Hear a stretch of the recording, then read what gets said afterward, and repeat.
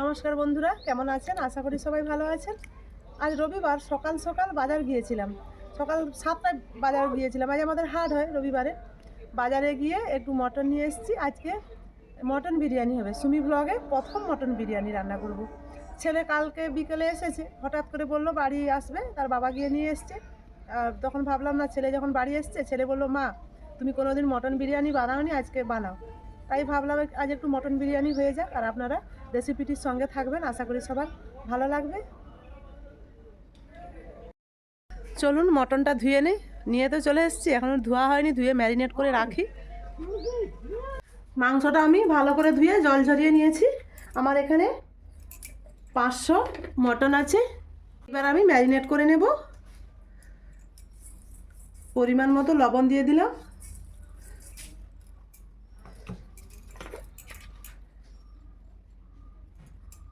আর দেবো গোলমরিচের গুঁড়ো। আমি একটু গরম মশলা থেতো করে নিয়েছি, ছোটো এলাচ, লং, দারুচিনি। আর দেবো টক দই।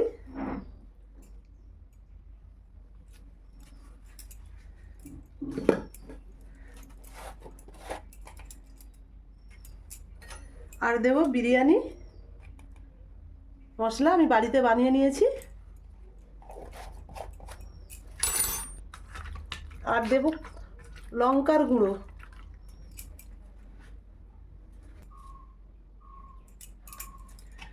আর কাশ্মীরি রেড চিলি।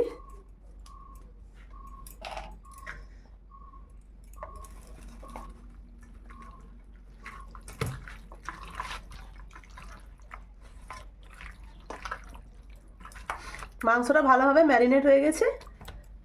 এইবার আমি ঢাকা দিয়ে রেখে দেব 1 ঘন্টা।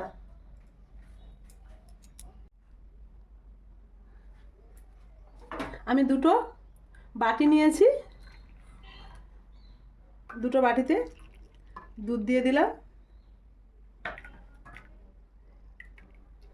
দুধটা একটু আমি গরম করে নিয়েছি।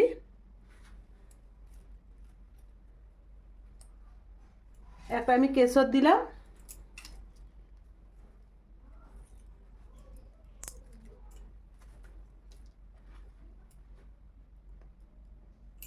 কেশরটা আমি ভিজিয়ে রাখবো। আর দিচ্ছি এইটুকু ফুড কালার।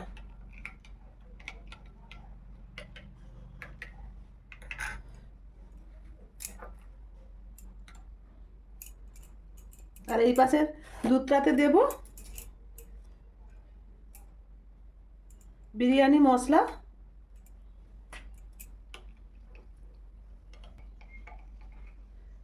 মাখানো হয়ে গেছে, এবার আমি ঢাকা দিয়ে রেখে দেব। বিরিয়ানির জন্যে আমি 6 পিস আলু কেটে নিয়েছি, বড় বড় সাইজের। লবণ দিলাম, আর দিচ্ছি একটু ফুড কালার। বিরিয়ানি দোকানে যেমন আলুর কালার হয়, সেরকম কালারটা আনার জন্য। কারো কাছে যদি না থাকে সে হলুদ দিতেও পারে।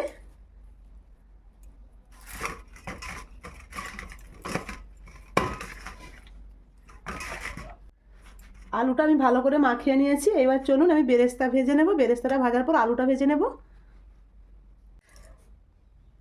আলুটা ভাজার আগে আমি চালটা ভালো করে ধুয়ে ভিজিয়ে রাখি 1 ঘন্টা। এটা ধুয়ে নিয়ে আসি, ধুয়ে আমি জলে ভিজিয়ে রাখবো। আমি চালটা পরিষ্কার করে ধুয়ে নিয়েছি, এবার 1 ঘন্টা ভিজিয়ে রাখবো। আমি 500 মটনের জন্যে আমি 600 গ্রাম চাল নিয়েছি। গ্যাসে কড়াইটা বসিয়ে দিয়েছি। এবার আমি তেল দিয়ে দিলাম, সাদা তেল।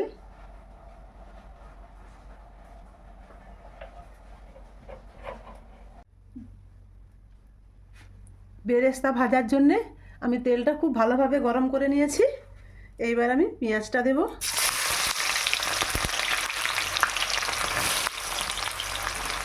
আর বেরেস্তা ভাজতে হলে পেঁয়াজটা একটু ভালো করে, তেলটা খুব ভালোভাবে গরম হতে দিতে হয়, তারপরে পেঁয়াজটা দিতে হয়, না হয় ঘাঁটা ঘাঁটা হয়ে যায়। এই যে বেশি গরম করে দিয়েছি, দেখুন কি সুন্দর হয়ে যাচ্ছে।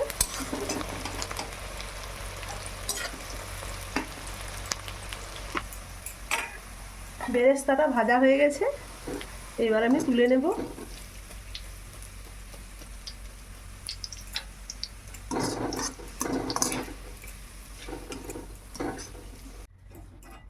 এইবার আমি ওই তেলে আলুটা ভেজে নেব।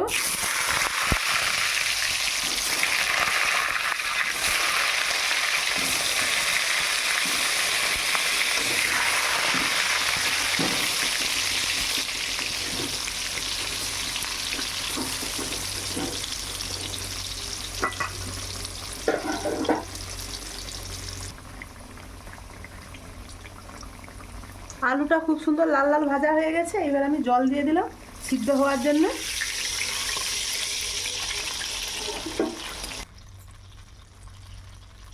দিয়ে আবার ঢাকা দিয়ে দিলাম।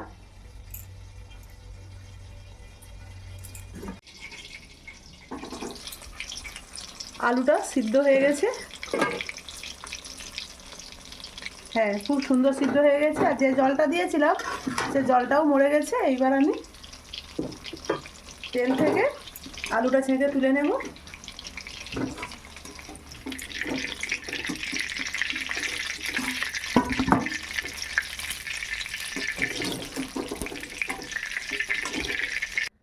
ওই তেলেই আমি 1 চামচ ঘি দিয়ে দেব।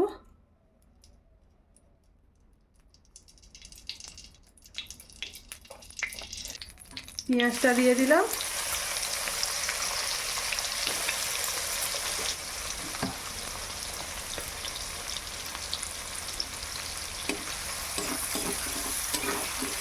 পেঁয়াজটা ভালোভাবে ভাজা হয়ে গেছে, এবার আমি আদা রসুনটা দিয়ে দিলাম।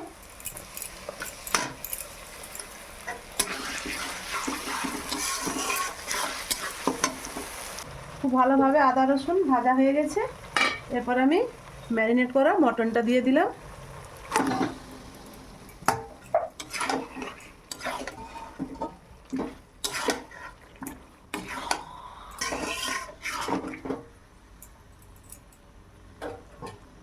এখন ঢাকা দিয়ে দেই। ঢাকা দিয়ে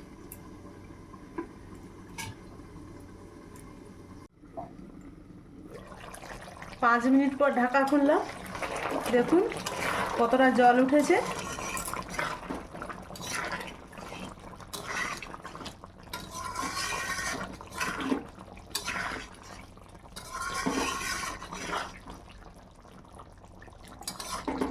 আমি আবারও ঢাকা দিলাম। এরকম ঢাকা দিয়ে দিয়ে আমি ভালো করে জলটা মেরে নেব, তারপর প্রেসার কুকারে 4টা সিটি মারব।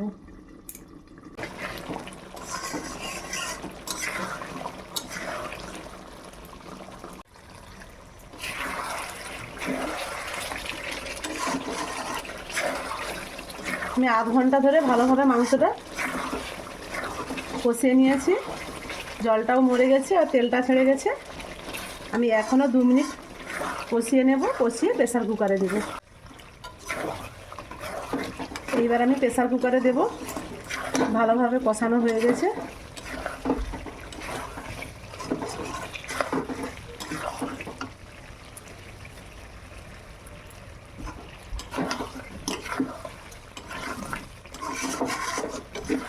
আমি প্রেসার কুকারে মাংসটা তুলে নিয়েছি, আর ওই কড়াইতে একটু জল দিয়েছি গরম করার জন্য। আমি মাংসটাতে দেব।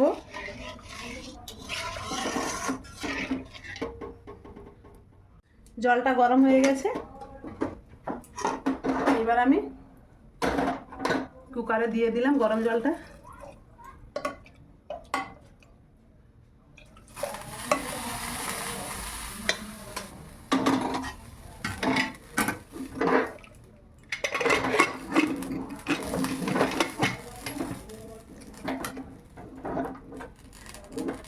চারটা থেকে 5টা আমি সিটি মেরে নেব। 5টা সিটি হয়ে গেছে, এবার আমি নামিয়ে নেই। ঠান্ডা হলে খুলবো। এখন আমি ভাতটার জন্য জল বসিয়ে দিলাম।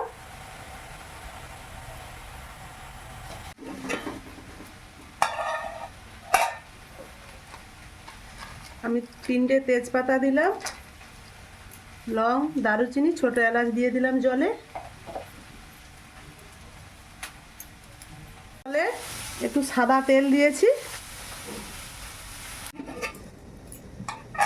জলটা ফুট ধরে গেছে, এবার আমি চালটা তুলে দেব।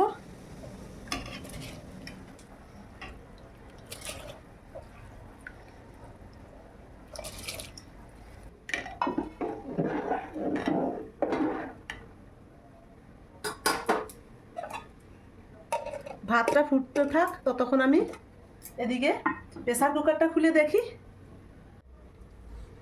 এইবার আমি প্রেসার কুকারটা খুলে দেখব মটনটা কেমন হয়েছে।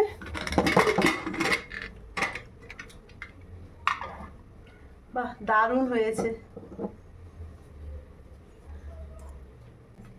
এইবার আমি মটনের যে তেলটা বেরিয়েছে ওইটা তুলে নেব। শুধু তেলটাই নেব আমি।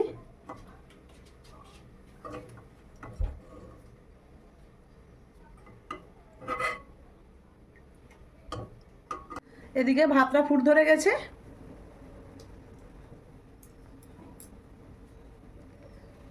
আমি লেবু দেব, লেবুর ছালটাও দিয়ে দিলাম।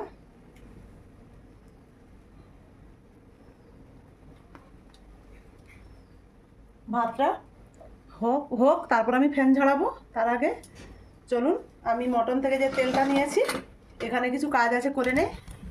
মটন থেকে যে তেলটা নিয়েছি, আমি এবার ঘি দেব।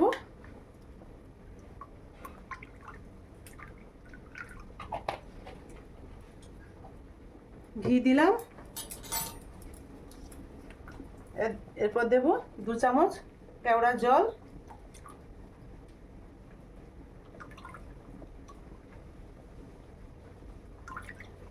তিন চামচই দিলাম, আর দেব মিঠা আতর।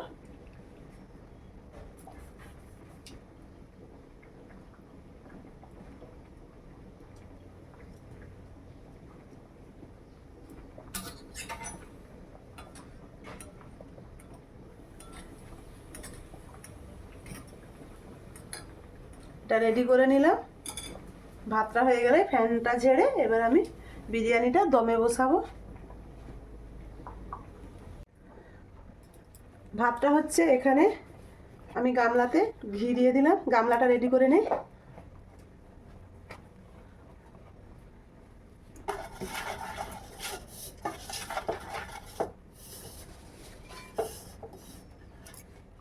আলুগুলো ভেজে রেখেছিলাম, আমি আলুগুলো দিয়ে দেব।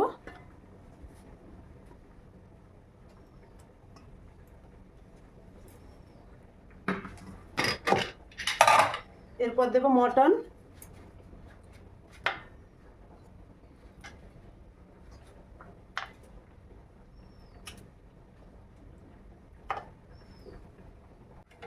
আমার গামলায় সাজানো হয়ে গেছে।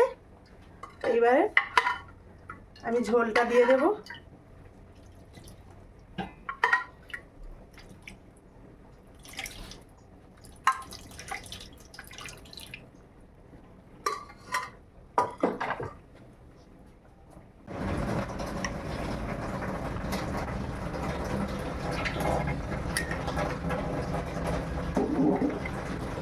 ভাতটা হয়ে গেছে, এবার আমি ফ্যান ঝেড়ে নেব।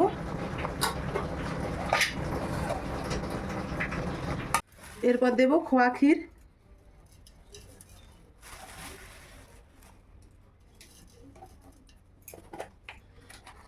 দেব বিরিয়ানির মশলা, কম করে একটু দিলাম,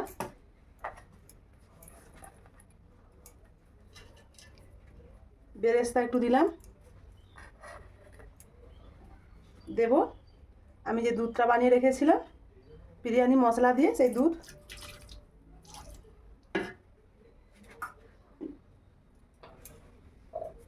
এরপর দেব ভাত,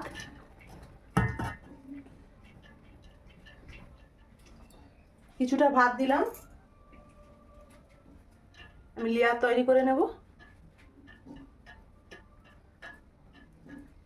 আর একটু ভাত দেব।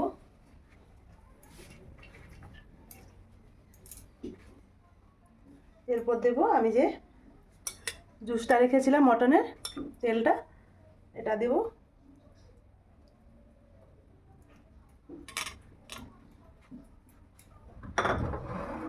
দেব দুধ,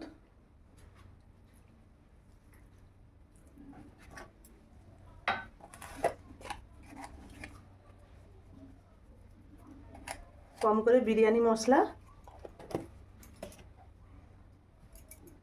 আমি কেশর ভিজিয়ে যে রেখেছিলাম এটা দেব, কেশর ভেজানো জল,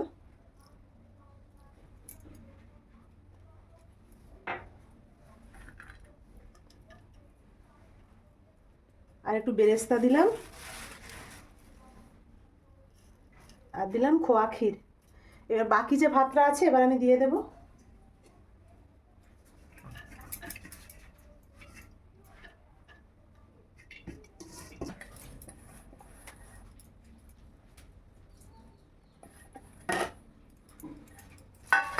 বেরেস্তা যতটা ছিল দিয়ে দিলাম, আর খোয়া ক্ষীর। চলুন এবার আমি আধ ঘন্টার জন্যে দমে বসাবো। আমি গ্যাসে বসিয়ে দিয়েছি, আধ ঘন্টা দম দেওয়া হোক। আর একটা আমি আটা দেইনি আজকে, একটা বড় ভারী নোড়া দিয়েছি যাতে না গন্ধটা বেরিয়ে যেতে পারে, ভাপটা বেরিয়ে যেতে না পারে। আধ ঘন্টা পর আমি আসছি।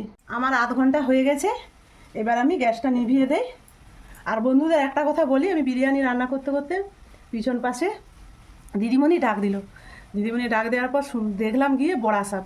কটা বড়া সাপ আছে জানি না, আমরা ডেকেছে লোক আসবে 1 ঘন্টা পর সাপ ধরতে, দেখা যাক কটা পায়, আপনাদেরকে আমি ভিডিওতে দেখাবো। এবার আমি ঢাকা খুলবো।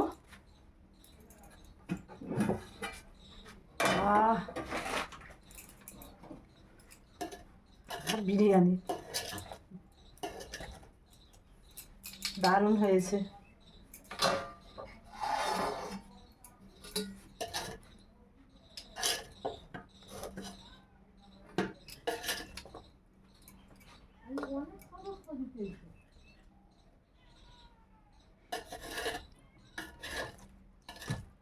আজকে বিরিয়ানির দিকে মন নেই, মন তো আছে সাপের দিকে।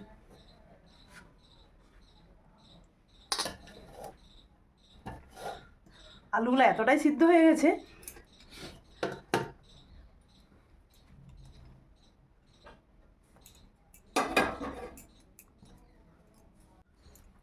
ছেলের জন্য বিরিয়ানি বেড়ে নিয়েছি, দেখুন কত সুন্দর হয়েছে, ভীষণ গরম, তুলতে গিয়ে আলুটা কেটে গেছে। এতটাই গরম হাত দিতে পারছি না। কত সুন্দর মাংসটাও সিদ্ধ হয়ে গেছে দেখুন। আর কেমন হয়েছে অবশ্যই কমেন্টে জানাবেন। ভালো লাগলে লাইক কমেন্ট শেয়ার করবেন। আজকের মতো আসছি, সবাই ভালো থাকুন, সুস্থ থাকুন।